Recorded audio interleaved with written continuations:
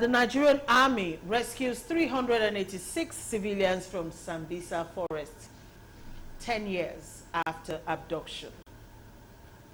All right, this has been in the news since yesterday. All right, it's been a lot. 386 people, most of them women and children, were rescued by the Nigerian army in Sambisa forest. Now, the acting GOC 7th Division, in the person of Brigadier General Abubakar Haruna, actually made this known after welcoming the troops that conducted the 10-day operation. He said the operation was to clear Sambisa forest of the remnants of all categories of terrorists, as well as provide some of them who are eager to surrender as observed the opportunity to do so. He also went on to say something needs to be done about this timely. And according to more news on this, we hear that the military has since transferred 350 of those rescued from the forest to Borno government for rehabilitation. All right. Of these people that were rescued, we have 6 adult males, 134 females, women, and 209 children. Nazi. They were all born during that, within this period. Yeah. I listened to one of the. Years. Yeah, I listened to one of the women that was among those rescued. She said that they were in Meduguri when they were kidnapped. Then along the line, she didn't like it actually. She now located to Gombe, because Gombe, from Meduguri to Gombe is about 150 kilometers. Then, he said her husband sent her friends to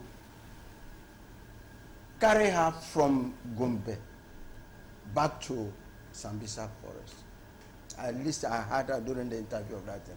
So that shows that, but there were some of the women that were not happy. But I remember also some time ago there was a lady that said she would like to go back to meet her husband. So you see, it's a good news, and we want to pray actually that they are properly rehabilitated, given maybe some treatment, and some of them who need to go back to their place of whatever should do that. But then we have to commend the military and ask them to do more. 10 years, not 10 days. 10 years is a long time. Even the woman said that the husband, yes, the husband was part of Alhaji Yusuf that started the Boko Haram. I heard that clearly on the news yesterday. But you know, based on what you have just talked about, I think for a lot of them, what is called Stockholm syndrome also stepped in. That is a situation where you begin to fall in love, you begin to like your abductor. There's nothing you can do about it. Imagine a place you have spent 10 years in. So I can understand that. There are some of them that are now mothers. They were teenagers. They were young, single before then. There was nothing you can do. Human beings, the nature is there. Yeah. So I think the government should do something to rehabilitate them. Secondly, to make sure that these people that they now say they've repented, let there be a genuine repentance before they are, reintegrated into back the to system. Society. Yes. All right, thank you, Mazi. Well, like I mentioned earlier, the military has transferred 350 of those rescued to the Borno state government, and apart from feeding, the army also carried out medical evaluations on them, and according to them, they are in the process of providing them with decent clothing. They also mentioned the fact that they have to commend the Borno state government for the support and cooperation so far. Also, they commended the International Committee for the Red Cross and other international as well as local organizations. Well, the Ministry of Women Affairs, Social Welfare, that's the Director of Social Welfare within the Ministry of Women Affairs in that state, Asabe Muhammad, was on ground to actually receive the persons on behalf of the Borno state government. and said they will all be taken to a rehabilitation center. It's going to be a lot to rehabilitate someone who has been in the hands of their captors, is that the right word, you know, for 10 years.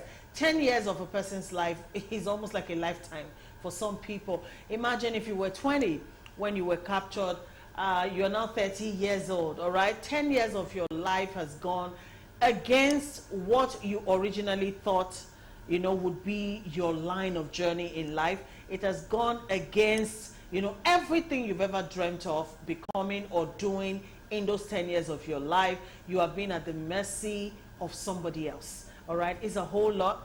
And this, I think, should actually be a cause of concern for a lot of Nigerians, especially our leaders, all right, to ensure this doesn't happen again. 10 years is a long time to be in captivity. Yeah, 10 years is a lot. And it's a long time to be in captivity. The government has a lot to do before they are released to go back to their homes. They have to do some psychological work on them, make sure that the orientation that they already had, they have to now properly reorientate them to make sure that they think like human beings. Some of them are not happy. Some of them, if they are given opportunity, they would like to go back. Of course. Yes, because I think their mentality has to be rewind back to human nature. Because you can't blame them. Somebody that has been away in the bush for 10 years. It's not 10 days. That's a long time.